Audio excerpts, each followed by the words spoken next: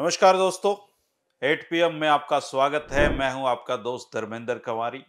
दोस्तों, आज हरियाणा की राजनीति में दो महत्वपूर्ण घटनाएं हुई है। एक तो कुलदीप बिश्नोई जी ने आदमपुर के विधायक से इस्तीफा दे दिया है और वो भाजपा के होने जा रहे हैं। और दूसरी, पूर्व मुख्यमंत्री ओम प्रकाश चौटाला जी को फिर से जमानत मिल गई है। कल शायद वो जेल से बाहर होंगे और उम्मीद जताई जा रही कि आदमपुर उपचुनाव में चौटाला साहब के भी रंग देखने को मिल सकते हैं। खैर, कुलदीप बिश्नोई ने अपना इस्तीफा तो दे दिया है दोस्तों, और उनका उस पार्टी में जाना भी करीबन करीबन तय ही है जिसे वो कभी झूठों और गद्दारों मक्कारों की पार्टी बताया करते थे। खैर, ये उनकी राजनीतिक बयानबाजियां हैं दोस्तों, इनका कोई ज्यादा सा वजूद नहीं होता है। ना राजनीतिक लोग और ना आम जनता इन बातों को सीरियसली लेती है। हरियाणा में तो खासकर पार्टियों की आइडियोलॉजी से वोटर को कोई कभी मतलब रहा भी नहीं होता है। नेता अगर कांग्रेसी है तो समर्थक कांग्रेसी हो जाता है, और नेता भाजपाई हुआ तो समर्थक भी भाजपाई हो जाता है, समर्थक इनेलोई हो जाता है, समर्थक जजपाई हो जाता है। नेता के साथ यहाँ लोग जुड़े होते हैं। और इस्तीफा देने के साथ ही कुलदीप बिश्नोई ने यह इच्छा भी जता दी है कि वो चाहते हैं कि उनका बेटा भव्य चुनाव लड़े। और इस बात के दो मतलब निकलते हैं दोस्तों, कि भाजपा से डील करके उन्होंने अपनी ये इच्छा जताई हो, या फिर भाजपा को वो अभी इस बात के लिए मना रहे हों। लेकिन इतना तो तय है कि उपचुनाव होगा, कुलदीप बिश्नोई लड़ें या उनके बेटे भव्य बिश्नोई लड़ें, एक ही बात है। मुख्य बात तो यह है कि हरियाणा में तो पंच के चुनाव भी समीकरणों से लड़े जाते हैं, तो फिर आदमपुर का उपचुनाव जब होगा तो रंग तो जमेगा ही, राजनीति के रंग दिखेंगे ही। और इस सरकार में अभी तक दो उपचुनाव हुए हैं दोस्तों। बड़ौदा में कांग्रेस ने टिकट निकाली थी, सीट जीती थी। एलनाबाद में अभय सिंह चौटाला जीते थे। लेकिन आदमपुर में अब भाजपा के पास ही एक मौका है कि वो अपनी जो सीटों का आंकड़ा है उसको बढ़ाकर 41 कर ले और जज्बा को थोड़ा सा प्रेशर में ले ले। कुलदीप बिश्नोई ने हुड्डा को इसके साथ चैलेंज भी दे दिया है कि वो या उनका बेटा दीपेंद्र हुड्डा आदमपुर से चुनाव लड़े। राजनीति में इन चैलेंज का भी कोई खास महत्व नहीं होता, इनमें कोई दमबाजी नहीं होती दोस्तों, क्योंकि वो जमाना और था जब चौधरी देवीलाल कहीं से भी चैलेंज लेकर चुनाव लड़ लिया करते थे। अब के नेता अपने हलके से बाहर पांव रखते हुए थर्राते हैं। एक बार भिवानी लोकसभा का चुनाव छोड़ दें तो खुद कुलदीप बिश्नोई का सारा राजनीतिक कैरियर आदमपुर और हिसार में सिमटा रहा है। चौधरी भजनलाल जरूर करनाल और फरीदाबाद तक पहुंचे, बंसीलाल जी कभी तोसाम और भिवानी नहीं छोड़कर जा पाए, और हुड्डा साहब किलोई और पुराने रोहतक से बाहर नहीं निकल पाए। तो इन चैलेंज का कोई मतलब नहीं है दोस्तों। और अब हुड्डा साहब कुलदीप बिश्नोई जी के चैलेंज के चक्कर में क्यों पड़ेंगे, जब सब कुछ उनके अनुसार चल रहा हो, कांग्रेस पार्टी उनकी मुट्ठी में आ चुकी हो। हाँ, इतना जरूर है कि आदमपुर उपचुनाव में दो पार्टियां मजबूती से और मजबूत से मजबूत कैंडिडेट देने की कोशिश करेंगी, और इस बात के लिए पूरी जोर आजमाइश होगी कि कुलदीप बिश्नोई के राजनीतिक भविष्य की भ्रूण हत्या कर दी जाए भाजपा में जाते ही। लेकिन ये इतना आसान नहीं है दोस्तों।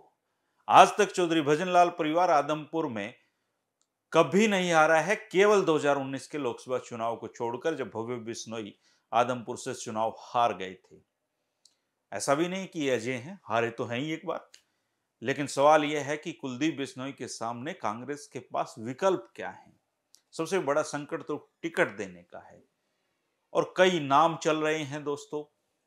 आदमपुर से जुड़े जो लोग हैं उनके सामने कई नाम आ रहे होंगे, आप भी बता सकते हैं कमेंट करके। और जो नाम चल रहे हैं उनमें दो प्रमुख हैं। एक है जयप्रकाश जेपी का, और दूसरे हैं संपत सिंह।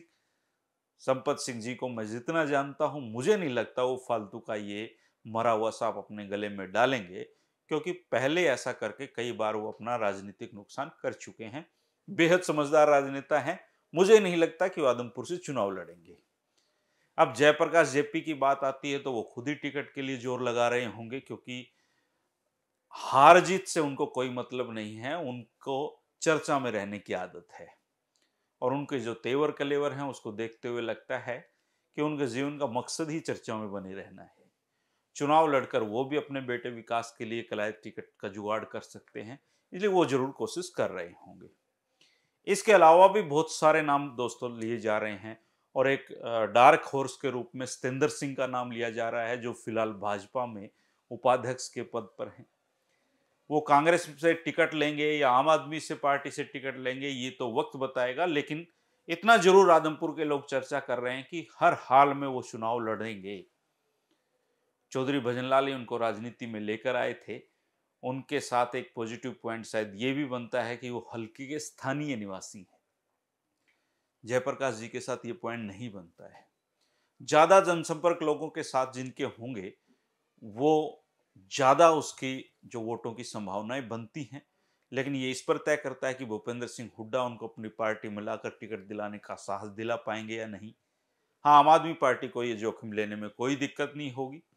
इसके अलावा रामनिवास घोडेला जी का नाम लिया जा रहा है, हालांकि बहुत सीरियस नहीं है, और भी कुछ नाम वहां पर लिए जा रहे हैं। और आप भी बता सकते हैं अपनी तरफ से कौन कौन दावेदार वहां पर हैं। और अब अगर कुलदीप बिश्नोई के लिए इस चुनाव में चैलेंज क्या है, इस पर बात करी जाए दोस्तों, तो चैलेंज बहुत है उनके सामने। एक तो लंबे समय से सत्ता से बाहर रहना, लोगों से कट जाना, हर बार भावनाओं को कैश करके वोट मांगना। हालांकि आदमपुर के लोगों ने हमेशा चौधरी भजनलाल के परिवार पर विश्वास जताया है, लेकिन सवाल फिर यहीं आकर खड़ा हो जाता है कि आखिर लोग कब तक ऐसा करेंगे। जो आदमी मुख्यमंत्री की लड़ाई लड़ने का सपना दिखाते हुए चुनाव दर चुनाव जीत रहा हो, वो केवल खुद या बेटे को मंत्री बनाने का सपना दिखाकर लोगों के वोट फिर से कैसे हासिल करेगा, ये कुलदीप बिश्नोई के सामने सबसे बड़ा चैलेंज है। इसके अलावा एक लंबी चौड़ी दुश्मनों की फौज है जो चाहेंगे कि यही मौका है इस कलेश को काटने का। जजपा भला क्यों चाहेगी कुलदीप बिश्नोई भाजपा में आकर मजबूत हों। कुछ हजार वोटों का कोटा तो सोनाली फोगाट ने भी अपना बना ही लिया होगा, इतने समय से वो वहां पर हैं। भाजपा की तेज तरार नेत्री हैं ज्योति बेंदा, वो क्यों चाहेंगी सारी उम्र आदमपुर से टिकट की दौड़ से ही बाहर हो जाएंगी। इसके अलावा भी बहुत सारे लोग हैं दोस्तों जो भाजपा, जजपा और इनेलो में रहते हुए कुलदीप बिश्नोई की जड़ें खोदने की पूरी पूरी कोशिश करेंगे। हालांकि कुलदीप बिश्नोई कह रहे हैं कि 26 साल के वनवास का ये अवसर है जो आदमपुर की जनता काट सकती है। लेकिन इस चुनाव में ये बातें उठेंगी कि जो लोग ऑलरेडी भाजपा में मंत्री हैं, उनके हलकों का क्या हाल है। आजकल तो सोशल मीडिया का दौर है, पता नहीं कैसे कैसे वीडियो आएंगे।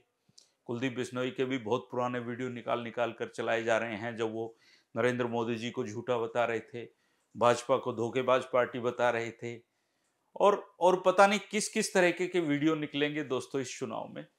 और आजकल के जो चुनाव हैं दोस्तों, वो केवल जनता के बीच जाकर नहीं लड़े जाते हैं। आजकल के जो चुनाव हैं दोस्तों, वो सोशल मीडिया पर भी लड़े जाते हैं। हमारे मुंह से कही हुई एक एक बात पता नहीं किस किस मायने में और किस किस तरीके से चुनाव में वायरल होती हैं, इसका अंदाजा लगा पाना भी मुश्किल है। और टिकटार्थियों की दौड़ में कुछ लोग तो ये भी कह रहे हैं कि चंद्रमोहन बिश्नोई का जो बेटा है, उनको इस चुनाव में उतार सकती है कांग्रेस। हालांकि चंद्रमोहन बिश्नोई ने भले ही चौधरी भजनलाल परिवार में उस तरीके का सम्मान उनको हासिल नहीं हुआ जैसा कुलदीप बिश्नोई को हो, लेकिन उस बंदे ने अपने परिवार की मर्यादा को हमेशा कायम रखा है। मुझे ही नहीं लगता वो इस अवसर की तलाश में होंगे कि वो कुलदीप बिश्नोई के सामने आकर खड़े हो जाएं। तो कांग्रेस को टिकटार्थी तो तलाशना होगा और मजबूत तलाशना होगा। बस फर्क इतना है कि कोई स्थानीय कैंडिडेट अगर उनको मिलता है मजबूत, तो उसकी संभावनाएं ज्यादा अच्छे तरीके से चुनाव लड़ने की हैं। हालांकि कुलदीप बिश्नोई के समर्थक पूरे जोश में हैं। उनको लगता है कि जैसे पीछे जीतते आ रहे हैं वैसे ये चुनाव जीतेंगे ही। लेकिन राजनीति है दोस्तों, यहां कोई किसी का सगा नहीं होता, किसी वोटर की रजिस्ट्री नहीं होती। यहां कब कौन क्या खेल कर जाए दोस्तों, राजनीति का कुछ पता नहीं होता। बाकी आप भी अपने विचार जरूर रखें कमेंट में कि आपको क्या लगता है आदमपुर का उपचुनाव कौन जीतने जा रहा है। आप जरूर कमेंट करके बताएं। शुक्रिया, नमस्कार।